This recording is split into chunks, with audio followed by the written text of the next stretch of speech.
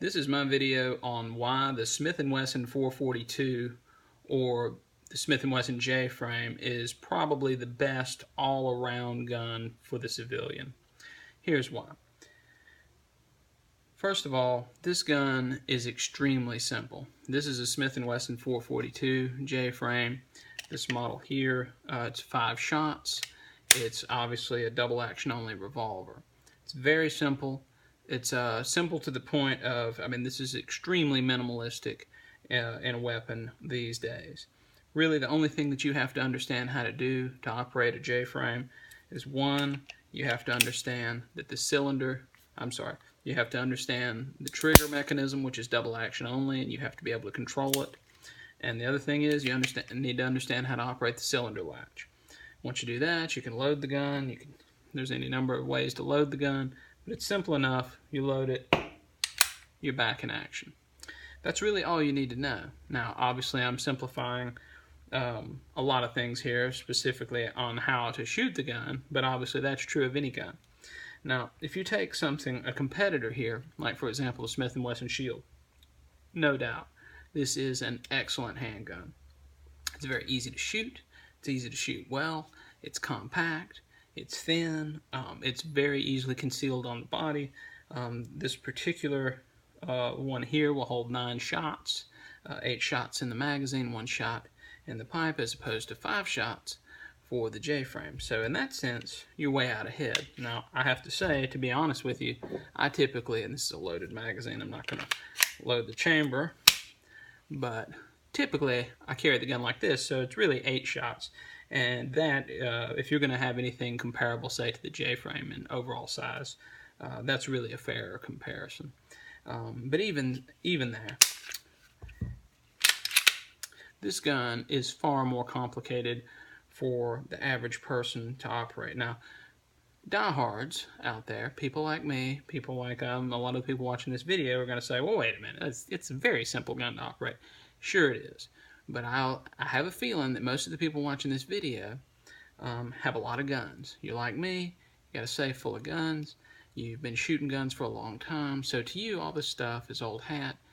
I'll say this, I believe that the J-frame, and this sounds unusual, the J-frame is almost the guitar of guns.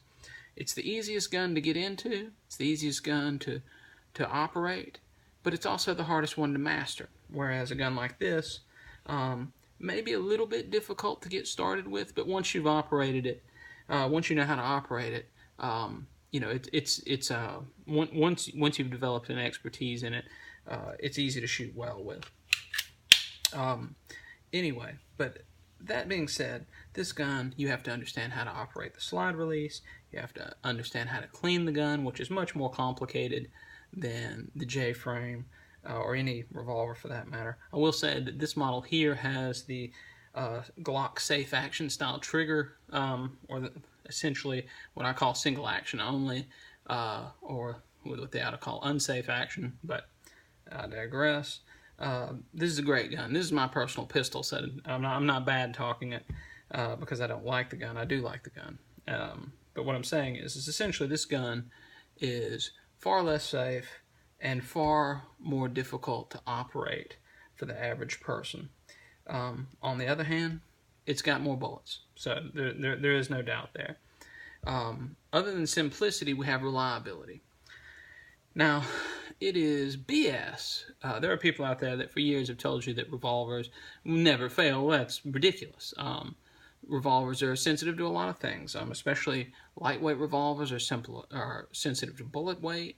A new revolver can be very sensitive to having dirt in the action, and sometimes when there's dirt in the action or you have out of tolerance rounds, sometimes the cylinder won't turn. There's a lot of little things like that. But once a revolver is broken in a little bit, it is extremely difficult to have a problem with them. Whereas a gun like this, although the Smith & Wesson Shield is known to be quite reliable, it's going to be sensitive to a lot of factors. It's going to be sensitive to how you hold the weapon, the thing that people on the internet like to call limp wristing. But it's not simply a matter of how you hold the gun. Literally, there are things you can do while you're holding this gun to make it inoperable. Now, you'd have to be an idiot, don't get me wrong, but the world's filled with them, and under pressure, a lot of people who aren't idiots become idiots. There's things like simple matters like the gun can easily be taken out of battery, whereas the revolver, basically, this gun will always work. You can press it up against somebody's flesh, you can press it up against the door, you can fire it laying down, you can fire it underwater. It really doesn't matter. The gun's going to operate under almost any reasonable and even most unreasonable circumstances. They're very reliable. Again, an autoloader, they're sensitive to dirt, much more sensitive to dirt, mud, liquid. Also, some of these guns don't even operate with their magazines out. Some of them, some people who are ham-fisted or some people under pressure kick the magazines out, and then you're down to one shot. There's just a lot of things, and this goes in between reliability and the simplicity of the gun. In terms of cost, revolvers are typically a little bit cheaper. These guns have similar pricing. They're both in the mid 300s without night sights, or high 300s. The J-frame may actually be slightly more expensive than the Shield. Now, something like a Glock 43 is going to run you a little bit more money. I'm not a fan, but it doesn't really matter. Something like a Glock 19 is going to run you quite a bit more than a J-frame.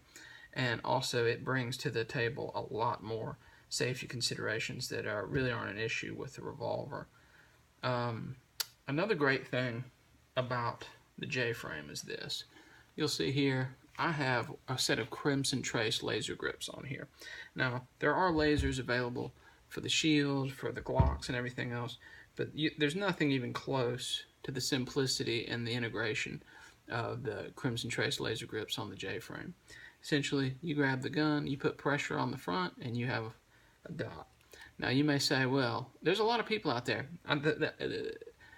Laser grips are one of those things that novices like and experts like. It's an interesting thing. People in the middle often scoff at these. A novice likes it because they think this is going to make them unstoppable and they really don't have to practice, or it's going to minimize the amount of practice they have to do. And then an expert likes them because they give him an extra edge that he would not have. They don't make you any more accurate, but they do a lot of things. For low light shooting, night sights are basically one-shot items. Anybody who's done any low light shooting probably knows that after the first shot out of your gun, especially a gun like this with a 3-inch barrel, there's going to be nothing but blast coming out of this gun. There's going to be white light. Even with your very high quality ammunitions that have low flash powders, you're still going to have, at best, a white-orange light coming out of this. Now, the J-frame is going to have a much brighter light, and it's going to be a mess, and you're going to lose some of your night vision with both of these, but it's even going to be worse with the J-frame. But what you will have with this gun is the laser. Now, the laser is useful in almost any lighting conditions, but certainly in low light. I never use them during the day, but this allows you to shoot at night. It allows you to shoot in low light, and it also allows you, for me, a very important consideration is I wear glasses, and if you don't have your glasses on, you're basically, if you have eyesight like mine, you're basically maybe not helpless, but you're getting close. Seeing the front sights on a gun without my glasses on, it's a mess. I mean, it's a fuzzy mess. And at night, if I'm jostled awake or something like that, frankly, I would rather have a gun with a laser sight. Now, you could get a Glock 19 or an HK P30 or Smith & Wesson M&P or some other gun and attach an X400 or some sort of other laser module onto the front with a light.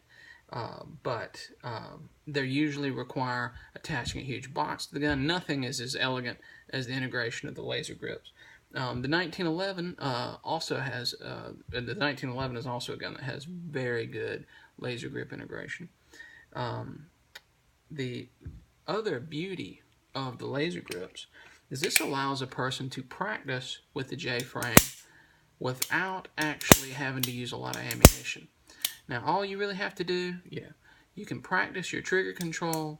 You can practice making sure that you don't have any snatch or You're not pulling the gun down or anything like that. And you can just you can pick something up, put it at 21 feet, and try to make sure you can control that dot. You can do that with the laser grips.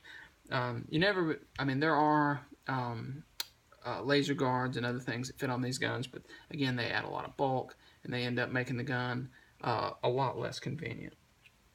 But again, it is something that can be done in other guns, but it's not something that'll ever work quite as well as it will in the J-frame or other subcompact revolvers. I would say, the big limitation with these guns is it's only 5 shots. And there's a lot of people out there that, frankly, they feel completely unarmed unless they have, 16 shots or 30 shots or 100 shots. And it's true.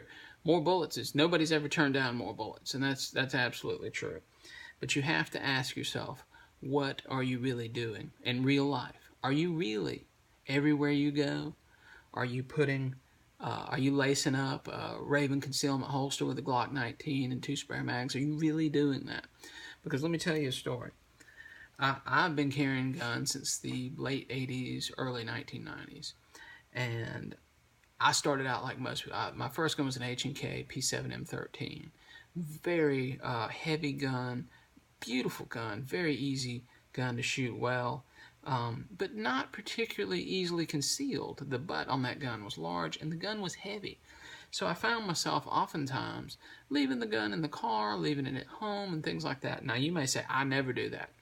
Well, I see where I find people who are that puritanical are usually on the internet, because I have a lot of friends, a lot of very competent shooters, people who do carry quite a bit, and oftentimes we'll go somewhere and they've got these big gun rigs, and they put them up, especially if there's a sign or something that says you're not supposed to carry.